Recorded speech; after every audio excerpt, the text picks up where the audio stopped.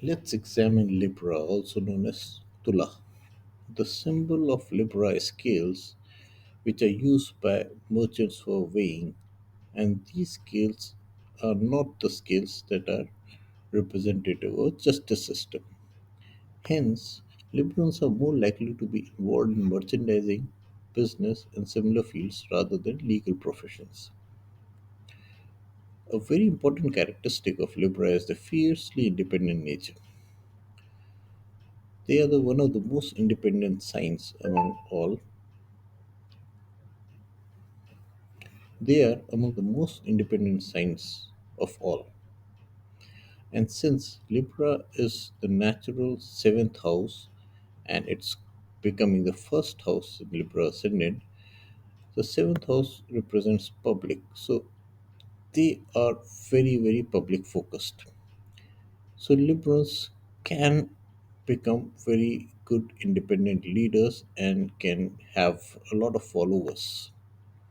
In fact, they put in tremendous effort to achieve the goals and tasks through involving large crowds and influencing many people. Librans have a huge tenacity and perseverance, and they can take on very difficult tasks, which would be stressful for many other people. But Librans are capable of handling them by putting significant effort.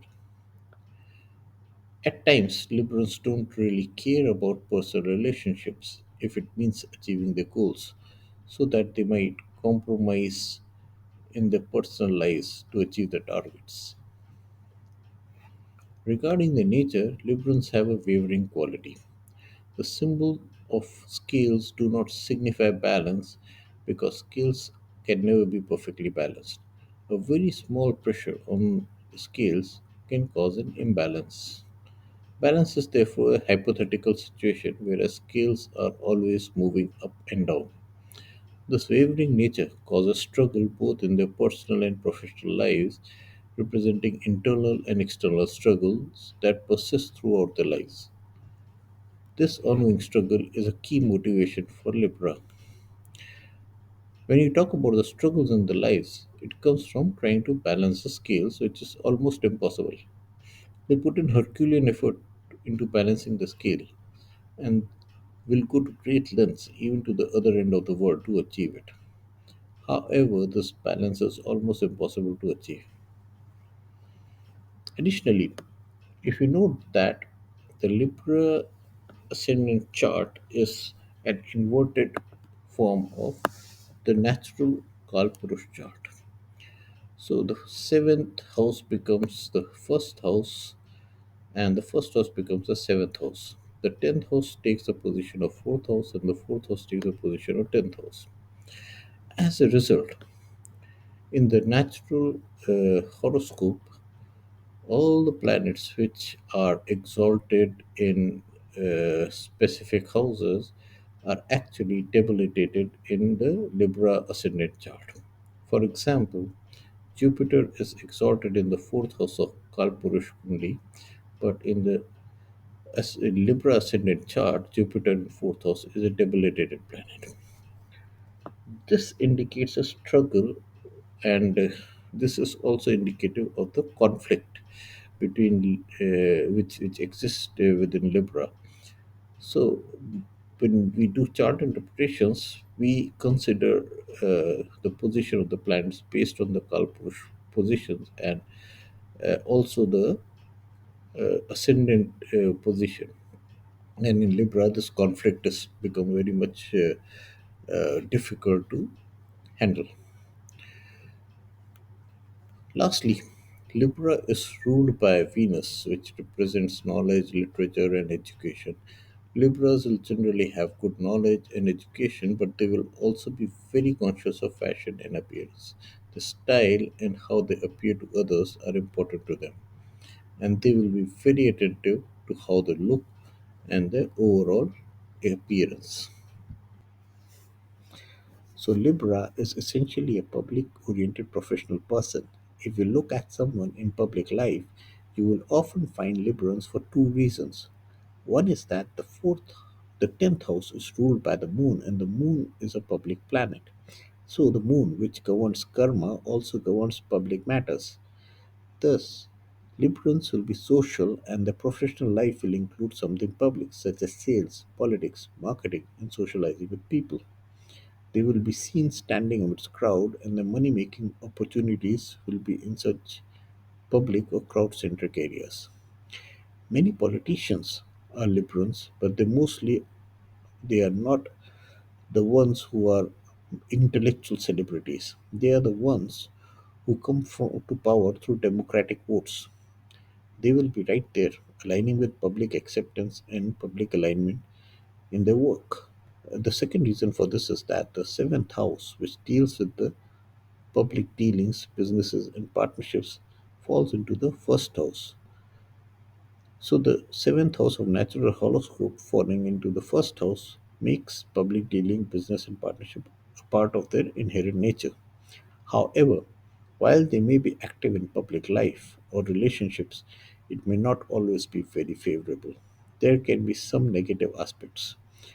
One reason is that Sun, the lord of the 11th house, which is related to networking and social circles, is debilitated in the first house. This means that their networking and social circles may suffer due to this debilitation.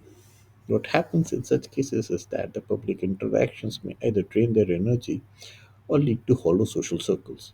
They may be poorly advised or may be surrounded by people who do not have honest or ethical intentions. Instead, they might find themselves in the company of people with bad intentions or different agendas. These advisors or close circles may not provide good guidance. Another factor that comes into observed in Librans is that since Sun represents a king or the throne, if the Libra people are made the head of some position, they will struggle to lead that place because Sun is debilitated there. They will be probably confounded by the public to through cases, controversies, and people will try to pull the liberals down from where they are. Also, since the Venus, which signifies prosperity and wealth, is debilitated in the 12th house, the 12th house often represents expenses and losses. This means that there will be spending on unnecessary luxuries or failing to gain expected prosperity. The 12th house expenses could drain resources or prevent them from enjoying the prosperity they might expect. We have already seen that the Librans are fiercely independent. Along with that, another characteristic is that they don't take any advice and are adamant.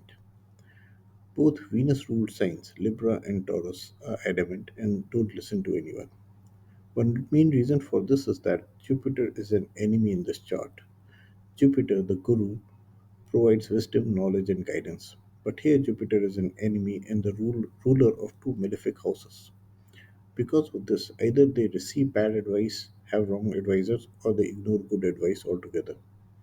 Due to Libra's independence, they actively ignore good advice. The difference between Libra and Taurus is that Libra actively ignores advice and Taurus is more passive in approach. Taurus is like a bull that sits in the middle of a road and doesn't care about advice, remains unshaken like a rock. In contrast, Libra is an active force moving along the road. If you suggest that a Libra moves to the side, it will refuse and continue staying in the middle of the road, actively resisting advice. Secondly, the battles of Librans are like Herculean struggles, requiring a lot of effort. Even in victory, they feel a sense of loss. It's not like a true victory because they lose so much in the process that the win doesn't feel worth like it. The reason for this is that Mars is exalted in the fourth house and debilitated in the 10th house. The fourth house represents home and peace, but here Mars is very active, and in the personal life and relationship, it leads to conflict at home. Mars becomes aggressive, and they may feel victorious in winning arguments with family members. However, in the professional life, Mars is debilitated. This means they fight battles in the wrong areas or with the wrong people, leading to a sense of misplaced efforts. One of the prominent Libra personalities is Gandhi. Gandhi was an Indian anti colonist nationalist, and we know a lot about him, so there is no need to extensively introduce him. He was fiercely independent. No one could easily persuade him. He would sit down in a firm stance and would not be easily moved. He could stop riots, and people would plead with him, begging him to eat or do something. But he was stubborn and determined in his mission. In South Africa, he gave up a good job and led a life of poverty, washing his own clothes with his half body exposed. It wasn't that he started with a lot of support or a crowd behind him. He started fighting alone and gradually built up his movement. But he was very focused on what he wanted to do and stubborn about it. In one of the incidents, another nationalist, Subhash Chandra Bose, who was known for militant action against the British, had a conflict with Gandhi. During the elections of Congress, Subhash Chandra Bose won for the presidentship, not once but twice. The second time he won, Gandhi had appointed his own nominee, claiming that Bose's victory was his defeat. So Bose realized that Gandhi was too adamant to accept him as the president of Congress. So even though he won the Congress president nomination democratically, but because of Gandhi's influence, he left the position and formed his own party. The leaders followed Gandhi's direction, and there was a significant conflict between the views.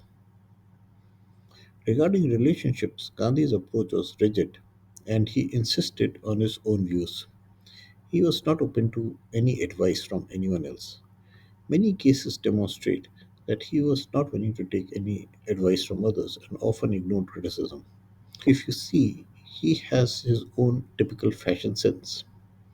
Gandhi had a distinct fashion sense which is quite interesting. It takes a lot of effort to maintain his appearance the way he was very that way he was very fashion conscious and how he appeared publicly. He would even wear minimal clothing when abroad, maintaining his distinct style. There was no need for him to change his appearance. His fashion statement was clear and unchanging. Another interesting aspect of Gandhi is that he did not approve the partition of India. While others, including Jinnah and Nehru, supported it, Gandhi opposed it. The partition led to significant problems with much bloodshed and turmoil. Gandhi did not agree with the partition, but his advisers and supporters, who were in agreement with the British, contributed to the decision. Despite Gandhi's victory, the partition caused a lot of suffering and was not the ideal solution. It was a very costly victory achieved at the expense of dividing India. The second personality is Hitler, who was from the same era as Gandhi. And so often a comparison comes up between Gandhi and Hitler being completely opposite personality. Hitler was also a Libra ascendant. So Hitler is known for his highly influential speeches, ability to manipulate public, and having a hypnotic effect on people. His ideas, including anti Semitic beliefs, were strongly tied to his identity. Hitler also had a very typical fashion sense. Hitler's distinct fashion sense was very clear. His mustache, his way of dressing, all was very prominent, and the impression was very clear in everyone's mind. Hitler also had this struggle, the internal struggle of being an artist or an army man or dictator. So he started as an artist and his works are valued widely. However, in this tussle, he decided to engage into a political struggle. There also you can see that he was trying to balance something. He was trying to balance the power wielded by the Jewish community and make Germans getting the more power. So the balancing of scales was one of his main aim that he was chasing. He was promoting Aryan blood and the nobility of Germans while suppressing others because he saw there is an imbalance, and his effort was to bring back the balance. In this balancing act, the internal struggle led to an external fight. He he tried to get into Poland, but his fight extended to France, then Britain, and then the whole world was involved. He had tried to do things which were limited. He wanted to control his ambition to a limited area, but the fight went somewhere else. He was fighting other people. Also, he had very bad advisors. He was not surrounded by people who would give him right recommendations. They were fully supporting his devious plans. So, similarly, in Gandhi case, as Gandhi was fighting the British, his fight actually got distracted, and Gandhi was actually fighting against the Indians like Subhash Chandra Bose and Bhagat Singh instead of the British, and he was actually signing pacts with the British. So the battles in both the cases got misaligned, and that caused a lot of problems and destruction. And the victories were not the kind of victories which they were looking to get. So this is again another case of liberal ascendants. Clearly, these are extreme cases, but they bring about the internal struggles, the typical characteristics, which are present in much milder way. Uh, Sometimes it can be positive also, but these are present in Libra ascendants.